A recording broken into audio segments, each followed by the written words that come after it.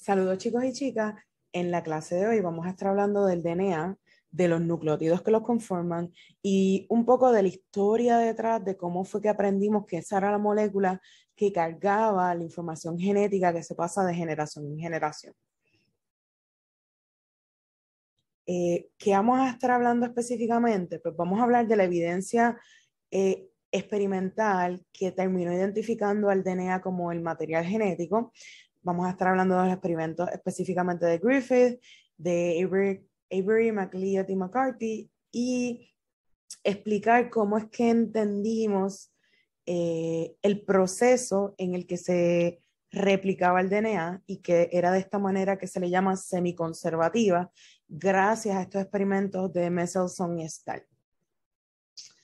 Entonces, tenemos, para hablar del DNA y de la historia del DNA, tenemos que ir un poquito para atrás, por lo menos a principios del siglo XX, donde se sabía que el material que se heredaba o el material genético estaba en los genes y que los genes estaban en los cromosomas y hasta ahí, ¿verdad? No sabíamos que era el DNA el que cargaba la información genética porque los cromosomas están hechos, es una combinación entre DNA y proteína. Y pues para este tiempo, ya para el principio de los 1900, los químicos habían explorado mucho las proteínas, habían identificado un gran número de proteínas, cuáles eran sus funciones, sabían que las proteínas estaban hechas de aminoácidos, que habían 20 aminoácidos diferentes, y pues al DNA le habían puesto muy poca atención, en parte porque pensaban que era una molécula bien simple, simplemente tenía 4 nucleótidos diferentes. So, ellos no podían concebir que ahí, que en el DNA, en esa molécula que ellos pensaban que era muy simple, estuviera la información que, ¿verdad? Eran como las instrucciones para ser un ser humano o a todos los organismos vivos. So, ellos le estaban apostando a las proteínas y pues estaban echando por un lado lo que era el DNA. Hasta ese momento, a principios del 1900, no se sabía que era el DNA lo que se estaba heredando. En esa búsqueda por tratar de identificar esa molécula que cargaba el material genético o esa información heredable, pues se hizo una lista de criterios con los que debería cumplir esa molécula para poder ser la que carga la información genética. Y pues se decía que primero y antes que todo debía ser una molécula que contuviera toda la información para poder construir un organismo y que se pudiera copiar, pero de una manera bien precisa, que fuera bien difícil que ocurrieran errores a la hora de copiarse esa información. Porque si tiene la información para ser un individuo, nosotros queremos que cada vez que se copie para hacer una célula nueva, la información se pase a esa nueva célula de la manera más fiel posible, para que así pues ese organismo pueda seguir pasando esa información a la próxima generación sin problema. Lo otro es que esas copias pues tienen que poder transmitirse de alguna manera de los padres a los hijos para que esos genes se pasen de generación en generación. Lo último es que las diferencias que se encuentran en esas moléculas, de manera que se van pasando de generación en generación, es lo que van a explicar la variación que encontramos entre especies. Porque si todos los organismos compartimos un ancestro, ¿verdad?, en común, todos compartimos ese material genético, por lo menos el tipo de molécula. Lo que nos hace diferentes y lo que creó la gran diversidad de especies que hay en el planeta es pequeñas variaciones. Queremos que esa molécula se pase de manera fiel, pero a la misma vez los cambios que ocurren, ya mirándolo a lo largo del tiempo, ¿verdad? Ya después que pasan millones y millones de años, pues vamos a ver que esas pequeñas variaciones que empiezan a surgir dan paso a la multitud de especies que tenemos actualmente en el planeta. la molécula que estaban buscando debía cumplir con todas estas cosas y seguía la incertidumbre entre si es el DNA o si era alguna proteína que todavía no habían identificado. Pero ya ustedes saben que los químicos estaban apostándole a las proteínas. Entonces, son los experimentos de Frederick Griffith los que primero empiezan a apuntar hacia dónde deberíamos estar mirando a la hora de buscar esa molécula con el material genético, ¿no? que pasaba esa información genética de generación en generación. So, Griffith, como tal, no estaba trabajando por descubrir cuál era la molécula que cargaba el material genético. Él lo que quería realmente era encontrar una vacuna para la neumonía. Y en esos trabajos, pues él estaba utilizando 2 cepas de la bacteria que causa la neumonía, que se conoce como Streptococcus pneumoniae. Son 2 cepas porque tenemos la cepa R o la cepa RUF, que el nombre se le da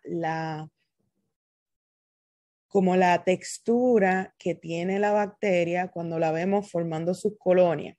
Pues tiene una textura como rough porque esta cepa no tiene la capacidad de formar o secretar una cápsula que las proteja.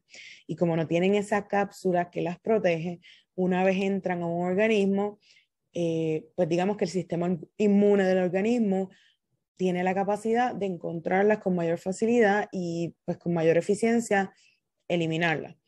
De manera que esto puede ocurrir tan rápido que el organismo, el animal, no presente ningún síntoma como que está infectado con esta bacteria. Ahora, la otra cepa que lo utilizó es la cepa S o la cepa smooth. Aquí viene porque sí producen la cápsula y tienen, las colonias tienen como una textura que aparenta ser como muy, muy suave, ¿no? Como se ve a mano derecha. Estas sí son virulentas, estas sí causan la enfermedad. ¿Por qué? Pues porque esa cápsula las protege de los ataques del sistema inmune del animal. Con este diagrama quiero mostrarle un poco cómo fueron los experimentos de Griffith y qué fue lo que él un poco descubrió. Vamos a empezar por el lado izquierdo, en donde él tomó unos ratones y él hizo todos sus experimentos con ratones, en donde a ese primer ratón le inyectó cepas de la bacteria, pero cepas S, ¿no? Cepas virulentas. Cepas que cuando se la inyectaba el ratoncito desarrollaba los síntomas de la neumonía y eventualmente moría. Luego a otros ratones les inyectó la cepa R. Al inyectarle la cepa R, recuerden que esa cepa R no tiene la capacidad de hacer la cápsula sobre el sistema inmune del ratón. Rápido atacaba a estas bacterias, las mataba y el ratón no moría. El ratón vivía y no desarrollaba ningún tipo de síntoma de la neumonía. Tiene un tercer grupo de ratones donde cogió bacterias de la cepa S, esa cepa virulenta, pero lo que hacía era que las mataba con calor.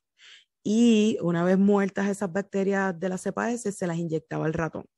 Como las bacterias estaban muertas, al inyectárselas no tenían ningún efecto en el ratón, no le causaban la enfermedad. Ahora, el último grupo de ratones, o el último tratamiento que utilizó Griffith, fueron un grupo de ratones a los cuales le inyectó una mezcla de bacterias de la cepa S, de la cepa virulenta, muertas, ¿verdad? De esas que mató, y algunas bacterias de la cepa R, la cepa que no es virulenta, vivas. Se las inyecta al ratón y uno esperaría, ¿verdad? Que si la cepa S, que es la virulenta, esas bacterias están muertas y la cepa R son las únicas que están vivas, pero esas no causan la enfermedad, pues que ese ratoncito sobreviviera. Pero lo que vio Griffith, para su sorpresa, es que esos ratones también se morían. Y ahí eso pues puso a Griffith a pensar qué está pasando aquí. Porque esos ratoncitos con una cepa S muerta, que no se supone que causan la enfermedad, y una cepa R, que no son virulentas vivas, el ratoncito como quiera se murió. Esos resultados hicieron que Griffith se hiciera la pregunta, bueno, ¿qué pasó aquí? ¿Por qué estos ratoncitos murieron? Pues al examinar la sangre de esos ratones, se dio cuenta que habían bacterias de la cepa S, pero vivas. Y pues esto le llamó la atención porque las células S o las células de la cepa S que él había inyectado al ratoncito estaban muertas. Y no es que esas células revivieron, no. Griffith hipotetiza, ¿no?, que una sustancia que tenían esas células virulentas, esas células de la cepa S, lograron transformar las que eran las bacterias no virulentas de la cepa R, dándole la capacidad ahora de ellas generar su propia cápsula y ahora sí generar o causar la neumonía. So, básicamente que dentro de esas bacterias de la cepa S, aunque muerta, pues quedaba una molécula, un agente transformador que podía darle las propiedades que ellas tenían a estas otras bacterias. Él lo llamó así, ¿no?, el agente transformador o el principio transformador. Y él decía, bueno, ese agente transformador tiene que ser el material genético, porque ahí están escritas las instrucciones para hacer el organismo, para hacer esa bacteria. Ahí tienen que estar las instrucciones para que esas bacterias puedan hacer la cápsula y ser virulentas. Y pues eso es un poco lo que terminó transformando esas bacterias de la cepa R para que se volvieran virulentas y terminaran matando a los ratoncitos.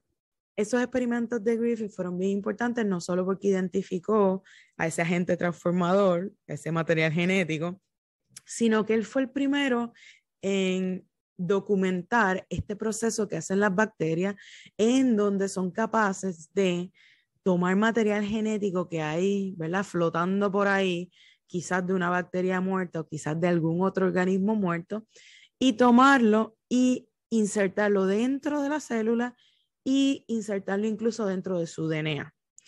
Recuerden que las bacterias son procariotas, no tienen núcleos, su material genético está ahí como flotando en el citoplasma y pues tienen la capacidad de agarrar material genético que esté por ahí y meterlo dentro de su DNA.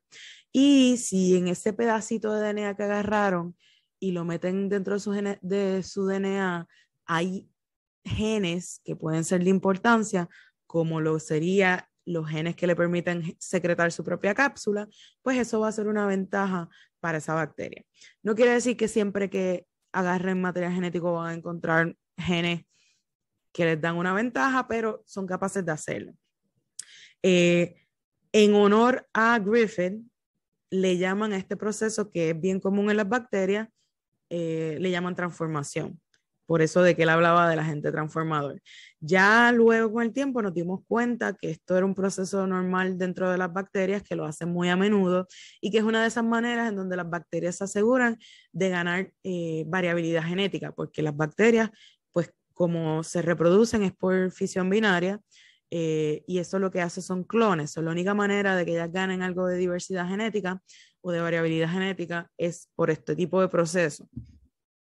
Esos experimentos de Griffith, donde él identifica a ese agente transformador, dejaron locos a mucha gente, porque pues una vez identificado algo que está transformando células y que tiene la capacidad de cargar con la información genética de un organismo, pues querían entender qué era. Y pues empezó una carrera un poco por determinar qué era ese agente transformador, de qué estaba hecho, qué tipo de molécula era. Entonces, aquí es que entran los experimentos de Avery, MacLeod y McCarthy, que si ven, ya estamos en 1940, han pasado 20 años de los experimentos de Griffith. Pero entonces, ellos un poco tomaron las cosas desde donde las dejó Griffith, ¿verdad? Empezaron a usar los mismos personajes que estaba usando Griffith en sus experimentos. Vuelven a trabajar con Streptococcus pneumoniae, la bacteria que causa la neumonía, y con esa cepa S y esa cepa R. Ellos querían identificar quién era ese agente transformador, ¿verdad? Y empezaron rompiendo esas células de la cepa S, de la cepa virulenta, y básicamente sacan todo lo que tiene allá adentro. Ellos sabían que no eran lípidos, no eran grasas lo que era el material genético y no eran carbohidratos tampoco. So, un poco purificaron la solución de todo eso que estaba dentro de esas bacterias, eliminando azúcares y lípidos, y con lo que se quedaron, empezaron a hacer su experimento. Entonces, una vez tienen ese caldito, digamos, purificado, que obviamente va a contener material genético de la bacteria, además de otras proteínas, etcétera, y RNA, pues, ¿qué ellos hicieron? Pues tenían distintos tratamientos. A todos esos tratamientos, de la A a la E, le van a introducir la cepa R, las células que no son capaces de producir la cápsula, por ende son de esa cepa rugosa que no es virulenta. Y pues esas son las células que ellos quieren transformar. El tubo A es el tubo control, donde solamente le echaron la cepa R viva y ya, no hicieron más nada. Ahora, el tubito B le añaden las bacterias de la cepa R y le añaden la solución, ¿verdad? De todo lo que tenía esa cepa S. Esas ellos saben que se van a transformar porque pues ahí está ese agente transformador que ellos no saben qué es. Esas sí se van a transformar o esperamos que se transformen. Ahora, los tubitos de la C a la E van a ser bien importantes porque ahí es que vamos a poder ir eliminando moléculas para determinar qué tipo de molécula es ese agente transformador. Tengo que mi grupo control no le añadieron la solución de la cepa S, y entonces ya el tubito C añado la solución o la sopita que tengo de lo que estaba dentro de esa célula de la cepa S, pero le añado aquí se lo abrevié como DNASas, son deoxirribonucleasas.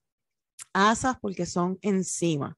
Son enzimas que rompen DNA. Básicamente, al ellos introducirlos en esa solución, todo lo que sea DNA se va a romper y va a quedar todo lo demás. Eso es lo que hay en el tubito C. En el tubito D tenemos la solución, ¿verdad? De que tiene el material genético, etcétera, pero le añadieron una ribonucleasa, que lo que hacen es, son enzimas que rompen el RNA. En ese tubito va a haber de todo menos RNA. Va a haber proteínas, DNA, etc. Y en el tubito E añaden, además de la solución, proteasas, que son enzimas que rompen proteínas. Un poco esos tubitos de la C a la D me ayudan a descartar. Puedo con el tubito E descartar que sean las proteínas el agente transformador, que sean el RNA o que sea el DNA. Vamos a ver en cuál de esos tubitos se da la transformación y si yo logro ver la transformación, puedo identificar qué molécula como tal es la que está haciendo que se dé la transformación y cuál es la molécula que carga la información genética. El paso 3 es añadir o primero dejar tiempo para que ocurra esa transformación, para que las bacterias que están vivas de la cepa R puedan agarrar ese material genético que está por ahí, insertarlo dentro de su célula y que se dé ese proceso. Que se transformen de células no virulentas a células virulentas de la cepa S. Una vez se deja un tiempo de espera, el próximo paso, el paso 4, es añadir un anticuerpo en todos los tubitos que reconozca y se pegue a las células que son de la cepa R, o sea, todas las que no se transformaron. Esos anticuerpos se pegan y como que se unen a todas las células de la cepa R, haciendo pues una agrupación de células un poco más grande, cosa de que cuando en el paso 5 los pongamos en una centrífuga, todo lo que es más pesado, esas células R que se pegaron todas unas entre otras, como son más pesadas, se vayan al fondo y solamente se quede flotando las células que sí se transformaron y se convirtieron en las células, ¿verdad? De la cepa S, las células capaces de ser virulentas. Una vez tienen el sobrenadante, lo que se quedó flotando, eso que se quedó flotando es lo que ellos añaden a medios de cultivo, a placas Petri, donde van a dejar que crezcan esas bacterias y formen colonias. Y una vez se formen las colonias, ellos pueden saber, ¿verdad?, en cuáles de esos tubitos de ensayo, en sus distintos tratamientos, en cuáles fue que ocurrió la transformación. Aquí tenemos los resultados. Una vez los añadieron a las placas Petri y dejaron crecer las colonias, vemos que en el control, que simplemente habíamos añadido células no virulentas de la cepa R y no añadimos la solución de la cepa S, pues no pasó nada. No ocurrió transformación porque no había cómo transformar. La B, que era un poco nuestro control, teníamos células de la cepa R con células con la solución, ¿verdad?, que tenía el DNA de la cepa virulenta. Ahí sí ocurrió la transformación. Pero eso no nos dice qué tipo de molécula es. Lo que nos va a decir son los resultados de la C a la E. En la C, donde añadimos la enzima que rompe el DNA, como el DNA se rompió, no ocurrió la transformación. En el tubito D, donde añadimos, ¿verdad?, ese agente transformador y le añadimos una molécula que rompía el RNA, se rompió el RNA, pero como ese no es el material genético, ocurrió transformación sin ningún problema. Y lo mismo pasó en el último tubito, donde se añadió la solución que rompía, ¿verdad?, las enzimas que rompían las proteínas. Aún degradando todas las proteínas, ocurre la transformación. Esto es la evidencia que se necesitaba para decir, mira, no son proteínas lo que tiene la información genética. Es definitivamente el DNA, porque cuando rompemos el DNA no se da la transformación. Las conclusiones. En ausencia de DNA, las bacterias de la cepa R no se transforman a células virulentas de la cepa S. El agente transformador que nos estaba hablando Griffith es el DNA. Así los químicos no lo quisieran ver, pues aquí estaba la evidencia para demostrarlo. Ahora, hablando un poco y repasando un poco con cosas que ya habíamos visto cuando hablamos de las biomoléculas, porque una de las biomoléculas que presentamos eran los ácidos nucleicos, pues sabemos que hay dos tipos de ácido nucleico, el DNA y el RNA. Pues vamos a enfocarnos obviamente en el DNA, que va a ser el que es importante porque como ya vimos, es el que carga la información genética. Y vamos a ver que el DNA tiene como distintos niveles de estructura. Si lo hablamos a nivel de las subunidades que lo componen, estamos hablando de los nucleótidos, que son esos monómeros que si junto muchos de ellos me van a formar el DNA. Si estamos hablando de DNA, DNA implica dos cadenas larguísimas de monómeros de nucleótidos. Si fuera RNA, pues con una cadena ya sería RNA. Ahora, además del DNA contener dos cadenas de nucleótidos, esas cadenas se enroscan formando como una estructura tridimensional, que es lo que llamamos la doble hélice del DNA.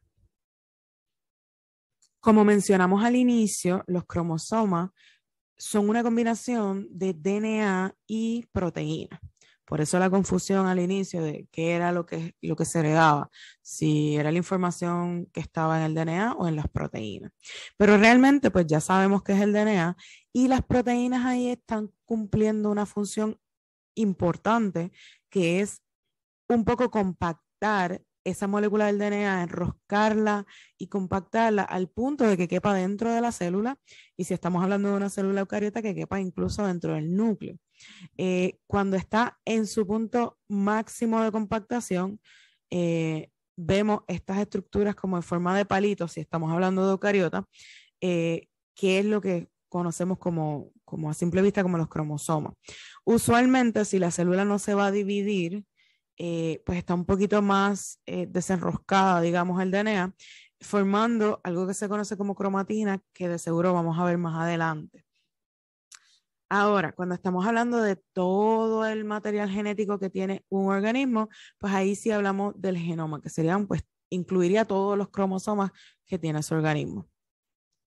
En las bacterias, pues, las bacterias son organismos unicelulares y pequeñitos, toda la información genética que necesitan está en un solo cromosoma, y para colmo es un cromosoma circular.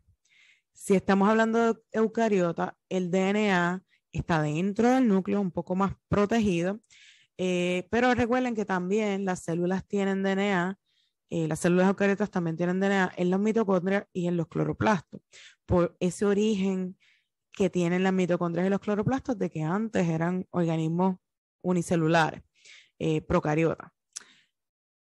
Y además, pues los cromosomas en las eucariotas tienden a ser lineales, como palitos, y pues tienden a ser más de uno. Las eucariotas son células más complejas, más grandes, pues tienden a tener mayor cantidad de DNA. Las moléculas de DNA están compuestas de nucleótidos. Todos los nucleótidos, hay 5 diferentes, pero todos tienen el mismo molde, ¿no? El mismo formato, en donde hay un grupo fosfato, hay un azúcar, el azúcar siempre es de 5 carbonos, que es lo que se conocen como pentosas. Ese azúcar puede ser deoxirribosa, que sería el azúcar que se usa en el DNA, o ribosa, que es el azúcar que se usa en el RNA. Además, tienen una base nitrogenada, que puede tener un anillo, que son las pirimidinas, o 2 anillos, que son las purinas. Dentro de las purinas tenemos adenina y guanina. Esas las podemos encontrar tanto en RNA como en DNA. Y las pirimidinas, las que son más pequeñitas, tienen un anillo, está citosina, timina y uracilo. Ahora vamos a ver las diferencias más marcadas que hay entre DNA y RNA. Y aquí un poco se los pongo uno al lado de otro para que contrasten. Tenemos al lado izquierdo los nucleótidos que forman el DNA. Recuerde que DNA viene de ácido deoxirribonucleico. Entonces, ¿por qué ese nombre? Porque el azúcar que conforma el DNA se llama deoxirribosa, versus que el azúcar que conforma el RNA, que también es un azúcar de 5 carbonos, pero se llama ribosa. Por eso RNA lo que quiere decir es ácido ribonucleico. Si ven, se parecen mucho las dos azúcares, ¿no? Tienen cada una 5 carbonos, pero la diferencia más grande está en que la ribosa pues tiene este grupo OH en uno de los carbonos, versus que si usted lo mira en DNA, ese carbono lo que tiene, ¿verdad? Conectado es un hidrógeno solamente. So, si usted ve, la ribosa tiene el oxígeno y el hidrógeno, y esta solamente tiene el hidrógeno. Por eso es que se dice que es una deoxirribosa. Es como una ribosa que le falta un oxígeno. Eso es lo que quiere decir. Ahora, la otra diferencia grande es esta diferencia en una de las bases, donde DNA tiene adenina, guanina, citosina y timina, mientras que el RNA cuenta con adenina, guanina, citosina y uracilo. So, usted nunca va a encontrar uracilo en el DNA, ni va a encontrar timina en el RNA. Esa es la diferencia, además de las azúcares. Aquí les quiero mencionar algo para que no se asusten y para que empiecen, ¿verdad?, a notarlo. Pues los químicos les encanta numerar los carbonos o los nitrógenos, dependiendo de qué estemos hablando. Si es una base nitrogenada, le ponen número a los nitrógenos. Si estamos hablando de un azúcar, le ponen número a los carbonos. En el caso de los carbonos en las azúcares, se les nombra, aquí como es un azúcar de 5 carbonos, pues vamos desde 1 a 5, pero le ponemos esa rayita al lado, ¿no? Y se lee como 1', 2', 3', 4' y 5'. Y así les puse como número cada uno de los carbonos que conforma ese azúcar. Las bases nitrogenadas también se hace lo mismo, pero aquí lo que se está numerando son los nitrógenos, y si ven, no usamos el primo. Ahora, con yo saber los numeritos de los carbonos, yo le puedo decir exactamente en dónde está pegado la base nitrogenada de ese nucleótido. La base nitrogenada está pegada al carbono 1'. Y al carbono 5' tengo pegado el grupo fosfato. Ahora, ¿por qué toda esta plática de 1', 5', etcétera? Vamos a ver que la cadena del DNA tiene direccionalidad y por eso es importante saber eso de 1', 5', etcétera. El esqueleto de la cadena del DNA está conformada de enlaces que se conocen como enlaces fosfodiéster. ¿Por qué fosfodiéster? Porque es un fosfato uniendo dos azúcares. Fosfo, di de 2 y éster, pues que son las dos azúcares ahí uniéndose. Y va a ver, ¿verdad? Que ese backbone o esa columna vertebral va a ser simplemente las azúcares y los fosfatos.